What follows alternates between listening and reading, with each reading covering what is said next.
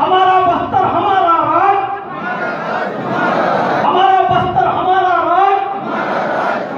आदिवासी क्षेत्र में छठी अनुसूची लागू करो, आदिवासी क्षेत्र में छठी अनुसूची लागू करो। बस्तर में नरसंहार बंद हो, बस्तर में नरसंहार बंद हो, बस्तर में सैनिकीकरण बंद हो,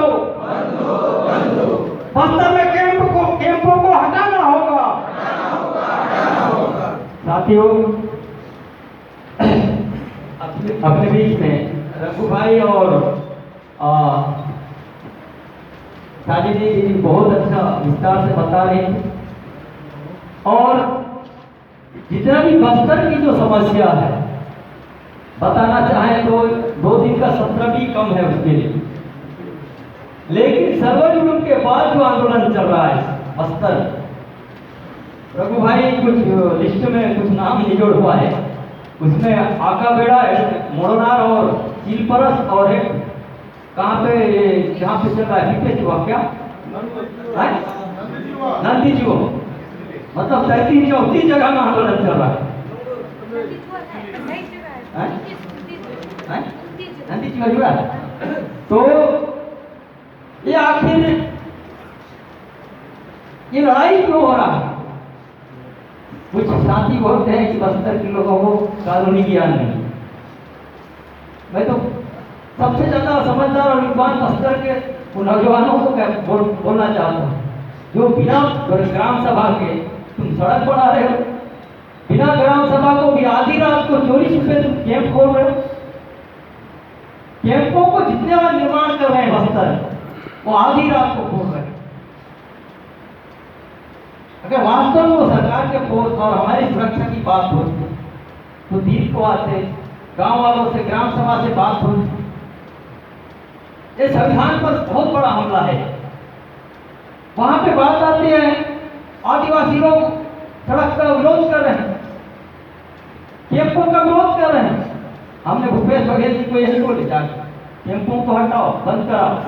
हमने कभी आपको आज्ञा नहीं दी बस्तर के आदिवासी की हमको सुरक्षा चाहिए आपकी। हमने कभी आज्ञा नहीं दी कि आप यहाँ कैंप खोलो, लेकिन बात हो नहीं है। बोलते हैं तुम नक्सली हटाओ, फिर कैंप हटाएं। ऐसे बोलते हैं नक्सली हटाओ फिर हम कैंप हटाएं। जब हम सड़क की बात करते हैं, सड़क का विरोध करते हैं, नक्सलवादियों के उसमें इशारे पे काम करते हैं। मैंने अभी गीदम में 7 फरवरी की इस बात को बोला ना, 1910 में इसी जल जंगल जमीन को बचाने के लिए गुंडा धूप के नेतृत्व में 25,000 आदिवासी लड़ाई लड़े बस्तर को। कितने नक्सली थे, सब पुलिस वालों को मुंह ठंडा हो गया। जवाब दो। आज दिल्ली में लाखों किसान साथी 1 साल तक संघर्ष किए, उनके ऊपर कितने आरोप लगाए, खालिस्तानी है, नक्सलवादी है, माओवादी है, आतंकवादी है कर, लेकिन लड़ते रहे। आज आदिवासियों को माओवादियों के दम पे लड़ रहे हैं बोलने से हमारे लोग भी बोलते हैं सही बात है, बस्तर में ये दो जो लड़ रहे हैं ना माओवादी, क्योंकि आज जितने भी आंदोलन चल रहे हैं बस्तर में उसका नेतृत्व नौजवान साथी कर रहे हैं, पूरे के पूरे आंदोलन। और हर जगह में ऐसी ऐसी घटनाएं हुई हैं जिसको बताते मुझे आंख में पानी निकल जाता है, क्योंकि मैं निरंतर बस्तर में जा रहा हूँ और मैंने अपनी बची हुई जिंदगी बस्तर जन आंदोलन को मैंने समर्पित कर दिया।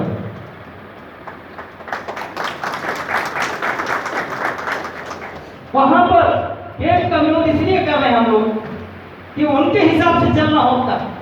हम स्वतंत्र प्रवृत्ति के आदिवासी लोग, ना अंग्रेजों के कानून को, ना कांग्रेस की, ना भाजपा के कानून को हमने माना, स्वीकार नहीं किया। और ये एक बोल के हमको बोलते तुम 4 बजे के बाद तुम नहीं जाओगे दूसरे का। अरे हमारे परिवार में कुछ घटना हुई है, वहां जाना नहीं। हमारी स्वतंत्रता, आजादी, निजता पर हमला हो रहा, सबसे बड़ी चीज। हमको कब कहाँ जाना है, क्या हाट बाजार जाना है, उसमें भी उनको पूछ के जाना पड़ता है। 7 फरवरी को कुछ ट्रैक्टरों को रोक, अपने भाई ने सुनीता फोन की, वहां दादा ट्रैक्टरों को रोक दिए। मैंने फोन किया पीआई को, बोला भाई क्यों रोके हो, हम आजाद देश के लोग हैं। नहीं ये कहाँ जा रहे हैं? अरे तुम होते कौन यार, बाहर से आए हो, तुम्हारा आधार कार्ड है तो ग्राम सभा में जमा किए हुए तुम आधार कार्ड, हमारे गाँव में हमारा आधार कार्ड मांग रहे, हमारे घर में आकर हमको आधार कार्ड दिखाने बोले, ये कम बड़ी दुर्घटना है। दूसरी चीज ये है कि अभी साथी थोड़ा सा उल्लेख कर रहे थे बेरेवड्डा अभिमान का जो पॉइंट मध्य जगह है जहाँ आंदोलन चल रहा है बेरेवड्डा में, वहाँ 2 रात में रुका था अभिमान साथियों के साथ। वहाँ जो दीदी लोग हैं वो लोग बता रहे थे रो तो नहा रही थी नदिया में, तो वहाँ पे ड्रोन से उनका वीडियो बनाया, वीडियो बना के उन महिलाओं को आगे बोल रहे हैं कि तुम ऐसे ना तो हम वीडियो बना लेंगे तुम्हारा। कितनी बेशर्मा की बात है। मेरे सामने की घटना है, वहां का जो एडिशनल एसपी नक्सल ऑपरेशन वाला जितेंद्र शुक्ला उस दिन आया था, उनको बिठाए, हम बोले साहब आपके भी घर में कोई बहन बेटियां होंगी, हमारी भी बहन बेटियां हैं। उस दिन भी मैं बोला 7 फरवरी को पुलिस वालों, अगर वो पुलिस की भी बेटी होगी और उसकी इज्जत पर आ जाती है तो सबसे पहले हम बचाएंगे, पुलिस वाले नहीं सोचेंगे। लेकिन तुम जिस सुरक्षा की बात करते हो, ड्रेस पहन के, वर्दी पहन के, वही लोग हमारी बहन बेटियों का अश्लील वीडियो बनाओ, ये भी हो रहा है। इसलिए हो रहा है कि महिलाओं को ऐसा उनके साथ अत्याचार करने से ये लोग आंदोलन को छोड़ देंगे। सिर्फ लड़के लड़ेंगे तो कभी भी डंडा मारेंगे, क्योंकि आंदोलन में बच्चे भी हैं, सालों साल से, 1.5 साल से 1 साल 10 माह तक लड़ रहे हैं, वहाँ बच्चे भी, तो ऐसा हरकत करके उनको महिलाओं को उस आंदोलन से अलग करने का उनका तरीका। दूसरी चीज, ये जो रोड का निर्माण की बात है, बस्तर में आज से नहीं, जब से एनएमडीसीपी बना, खदानें खुली, आखिर कितने आदिवासियों को फायदा हुआ बस्तर। ये कारपोरेटीकरण के लिए सैनिकीकरण हो रहा है, और सैनिकीकरण के बदौलत विस्थापन और आदिवासियों के संवैधानिक अधिकारों पर हमला हो रहा है। ये भयंकर चिंतनीय विषय है। आज तो देश के अंदर में बस्तर के आदिवासी, चाहे वो हसदेव के आदिवासी, गुलामों की तरह है सरकार की नजर, कीड़ों को तोड़े हम।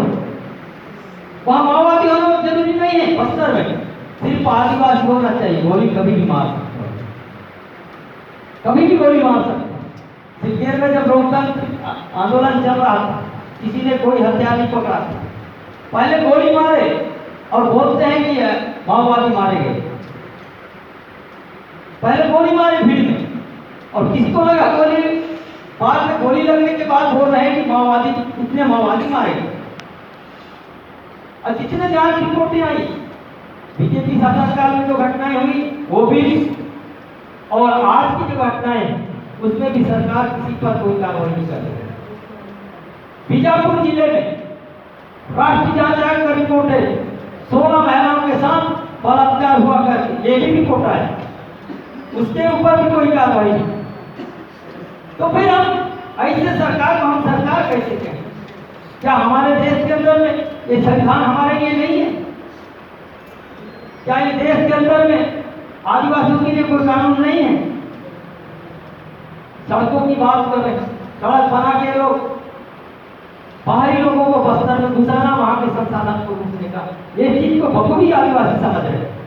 कि जितने कैंप बनाए जा रहे हैं, फोर्स बिठाया जा रहा है, या उद्योगपति, देशी विदेशी उद्योगपतियों को वहां पे बिठाने का, वहां के संसाधन को लूटेंगे, और आदिवासियों की आदिवासियत को खत्म करने की लड़ाई है।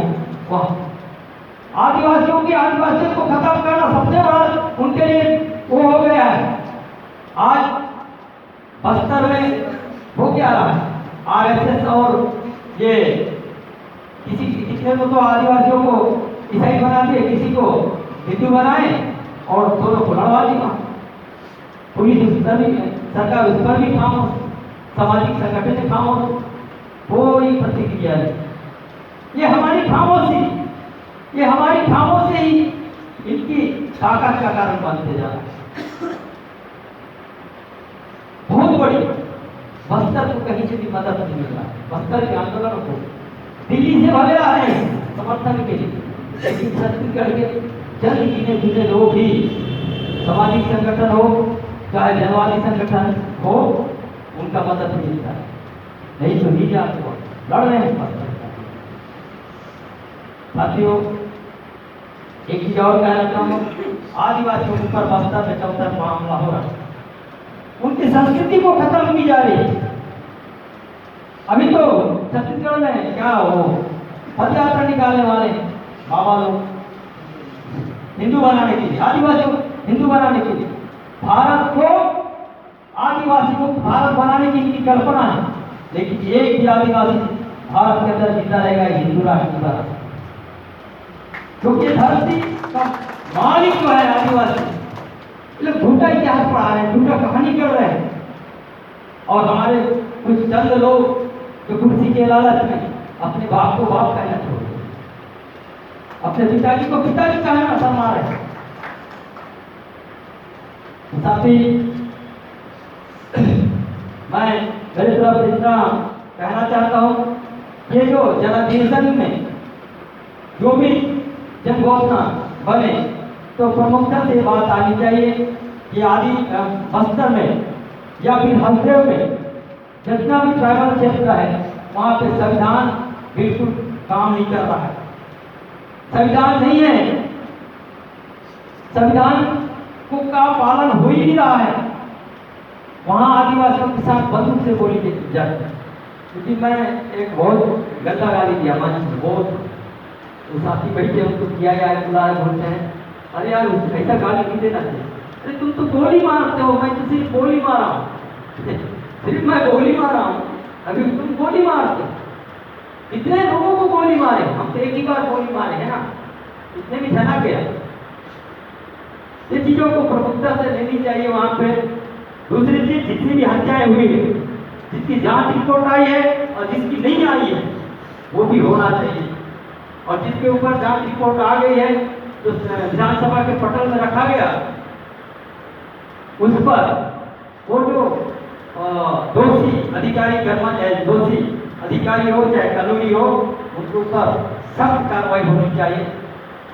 तीसरी चीज कि पीड़ित व्यक्तियों को तत्काल मुआवजा दी जाए। यहाँ की सरकार उत्तर प्रदेश के किसान के पास जाके 50 लाख का मुआवजा दे सकता है, लेकिन यही यहाँ पे भूपेश बघेल की सरकार गोली मारती है या भूपेश बघेल की पुलिस गोली मारती है, उनको मुआवजा तो दूर की बात, उनके साथ न्याय की बात नहीं होती।